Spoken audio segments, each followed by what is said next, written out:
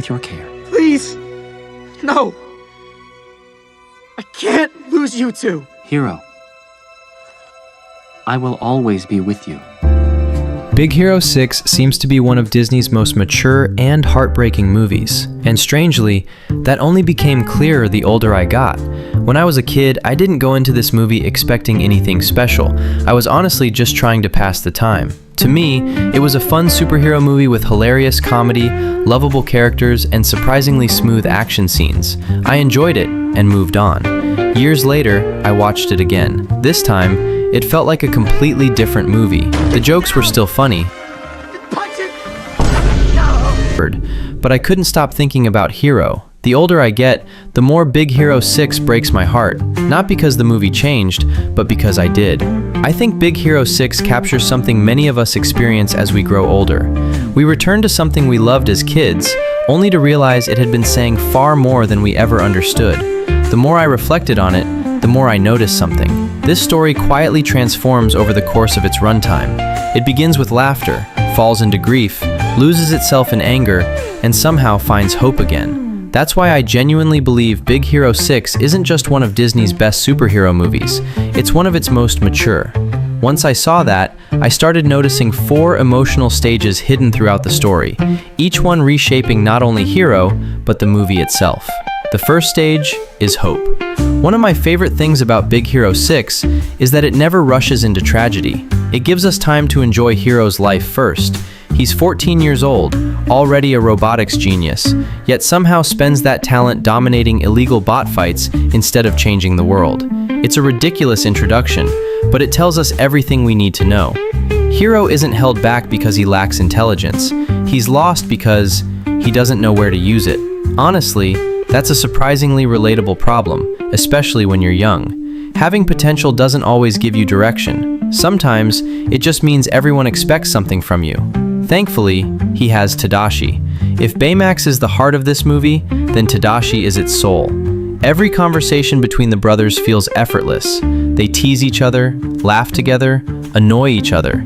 The movie never stops to tell us they love each other. It simply lets us see it. That's exactly why everything that follows hurts so much. Before asking us to grieve, it gives us someone worth grieving. So many stories introduce a character, kill them a few minutes later, and expect us to feel devastated. Big Hero 6 takes a different approach. It lets Tadashi simply exist, not as a plot device, but as an older brother. He's patient, encouraging, and he sees greatness in Hero long before Hero can see it himself. One of my favorite examples is when Tadashi brings Hero to the university. At first, Hero couldn't care less. He's only there because his brother dragged him along. Then everything changes. This is where we're introduced to Gogo, Honey Lemon, Wasabi, and Fred. Looking back, I don't think Hero needed more brilliant inventors. Well, maybe 4 brilliant inventors, and Fred. More than anything, he needed people who would eventually remind him how to smile again. That's what this group quietly becomes. Not just teammates, but the family he never expected to find. The movie never wastes time explaining why we should care about them. Their personalities do that naturally. By the end, every member of the team matters. Nobody feels like they're only there to fill space. Each of them brings something different, whether it's intelligence, humor, or simply reminding Hero he doesn't have to carry everything alone. Then there's Baymax. The funniest part is, he isn't introduced as a superhero. He's a healthcare robot, a machine built for one simple purpose, helping people feel better. At first, that sounds almost boring, until you realize that's exactly what makes him unforgettable. Baymax doesn't understand revenge. His first instinct is always to heal. Is there too? Tell him! Yes, officer. He is telling the truth. What the? What's wrong with you? Low battery. Looking back, that simple idea becomes the emotional backbone of the entire movie. One thing I appreciate far more now than I ever did as a kid is how effortlessly this movie balances its tone. The comedy never feels forced, the action never overshadows the characters, and the emotional moments never beg for your tears. They earn them. One moment you're laughing because Baymax can't fit through a window. The next, you're completely invested in Hero's future. That's incredibly difficult to pull off, especially in a family film. Watching these opening moments again, it's impossible not to smile.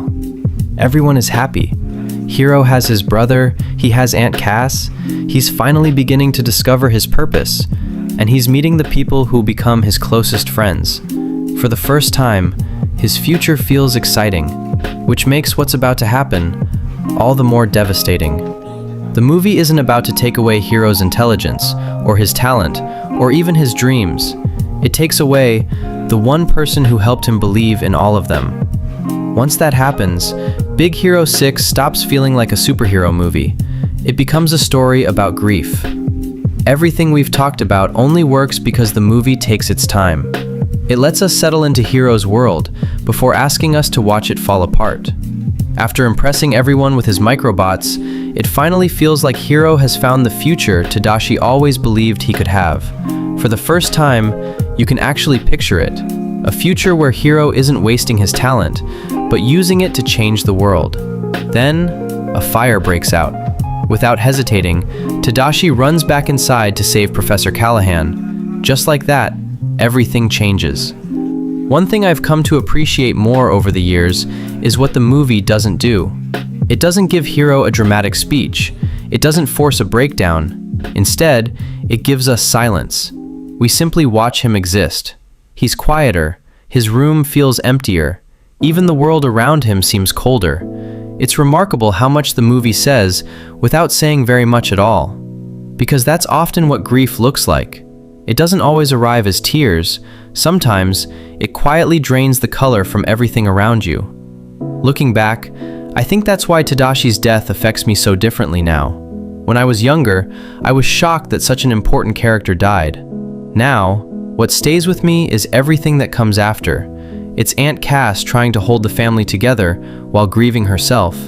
It's Hiro shutting himself away from the people who care about him. It's realizing the person who always believed in him is suddenly gone. The movie never rushes past that pain. It lets it linger, and because it does, so do we. Then comes one of my favorite moments in the entire film. Baymax wakes up, not because Hiro wanted him to, but because he accidentally says, "Ow!" It's a simple joke, yet underneath it is something much more meaningful. The first person to reach Hiro after losing Tadashi is the person Tadashi created. Baymax could never replace Hiro's brother. No one could. Still, every time he speaks, every awkward attempt to help becomes a quiet reminder of the person who built him. In a way, Baymax is the last piece of Tadashi that Hiro still has, and I don't think Hiro realizes how badly he needs that. Of course, this is still Baymax, so even in the middle of all that heartbreak, the movie somehow finds ways to make us laugh. It's like that around Aunt Cass. Whether he's slowly deflating because of a tiny tear or awkwardly climbing the stairs, his humor never interrupts the story. It supports it. Those moments give Hiro, and us, just enough room to breathe before the next emotional punch. That's a balance Big Hero 6 handles beautifully. As Hiro begins following the trail of the surviving microbots, something else quietly begins to change. He's spending more time with Tadashi's friends. At first, they're simply helping him solve a mystery. Before long, they become something much more. Go-Go challenges him. Wasabi keeps him grounded. Honey Lemon always believes there's another solution. And Fred, well, Fred somehow makes every impossible situation feel a little less terrifying. It's easy to overlook, but none of them had to stay. They could have walked away the moment things became dangerous. Instead, they chose Hiro. Not because he was a genius, not because of the microbots, because they cared about him. I think that's one of the movie's quietest ideas. Grief has a way of convincing you that you're alone, that no one could possibly understand what you're carrying. Healing usually doesn't begin that way. Sometimes, it begins with people who simply refuse to leave your side. Without realizing it, Hiro starts smiling again. He starts laughing again. For little moments, he isn't thinking about what he lost. He's thinking about the people standing beside him. The movie never suggests his grief has disappeared. It simply reminds us that even the deepest pain can exist alongside moments of happiness. Those feelings don't erase each other. They learn to exist together. Just when it feels like Hiro is finding his footing, the truth catches up with him. The masked man isn't a stranger chasing power. It's Professor Callahan, the very man Tadashi died trying to save. As painful as that revelation is, what comes next hurts even more. When Hiro confronts him, Callahan never gives the remorse Hiro is desperate to hear. All Hiro sees is someone consumed by his own pain, unable to acknowledge the life that was lost because of his choices. In that moment, Hiro isn't just grieving anymore, he's angry, and for the first time, that anger becomes stronger than his grief. Baymax, destroy.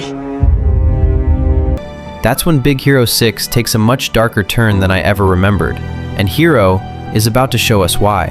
The hardest thing about grief is that it rarely stays as grief. Sometimes it becomes anger. That's exactly what happens to Hiro. Finding out Professor Callahan is the masked man is heartbreaking enough. Learning that the man Tadashi died trying to save had been alive the entire time is what finally pushes him over the edge. From Hiro's perspective, none of it feels fair. His brother is gone forever. The man responsible is standing right in front of him, and somehow he doesn't seem sorry. Callahan lost his daughter, Abigail, and became so consumed by revenge that he could no longer see how much pain he was causing everyone else. It's one of the movie's quiet tragedies. Two people are grieving, both are hurting, yet neither can see past their own loss. For the first time, Hiro isn't thinking like the kid we met at the beginning of the movie. He's thinking like someone who's desperate for the pain to stop. Someone who believes making another person suffer might somehow make things feel right again. It's uncomfortable to watch, and that's exactly why it works. Because Hiro isn't evil, he's grieving. There's a difference. Grief doesn't always bring out the best in us. Sometimes it clouds our judgment. Sometimes it convinces us that revenge will bring peace, even though it never does. That's why the moment Hiro removes Baymax's healthcare chip feels so wrong. Not because Baymax suddenly becomes dangerous, but because Hiro asks the one person created to heal to hurt. Then the movie gives us one of its most meaningful moments. Hiro's friends remind him that Tadashi built Baymax to save people, not destroy them. I love this scene. It almost feels like Tadashi is speaking to Hiro one last time, not through words, but through the values he left behind.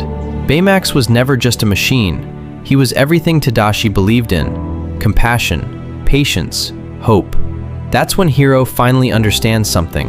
If revenge is all he has left, then he'll lose far more than his brother. He'll lose himself. Watching this as a kid, I saw Hiro losing control.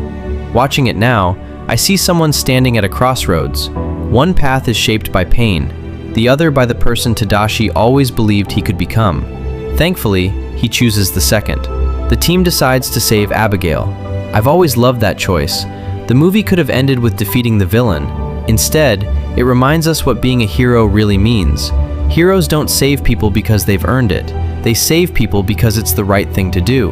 Even after everything that's happened, Hiro still chooses compassion. That's the person he's growing into. Then comes the moment, I don't think I'll ever watch it without getting emotional. Baymax realizes there's only one way to save Hiro and Abigail, by sacrificing himself. He doesn't give a long speech, just one quiet promise. I will always be with you. 2. Hiro, I will always be with you. It's such a gentle goodbye, yet somehow, that makes it even harder to watch. Baymax isn't only saving Hiro, he's giving him permission to keep moving forward, to stop holding on so tightly to the past, and simply live. When Hiro flies away, leaving Baymax behind, it feels like he's saying goodbye to the last physical piece of Tadashi. For a moment, it seems like he's lost them both. Even so, the movie never tries to erase that loss. When Hiro rebuilds Baymax, it isn't about pretending everything is okay again. It's a reminder that the people who shape our lives never really disappear. They stay with us, in the choices we make, the values we carry, and the people we become. By the final scene, Hiro is back at the university. He's surrounded by friends who've become family. He's using his gift to build instead of hide. The future that once felt impossible finally feels within reach. He's learned to live with the pain instead of letting it define him. And maybe that's why this movie has stayed with me for so many years, because every time I come back to it, I understand it a little differently. And maybe that's what great stories do. They don't just stay with us, they grow alongside us. And honestly, I don't think I'll ever have the words to explain just how beautiful it really is.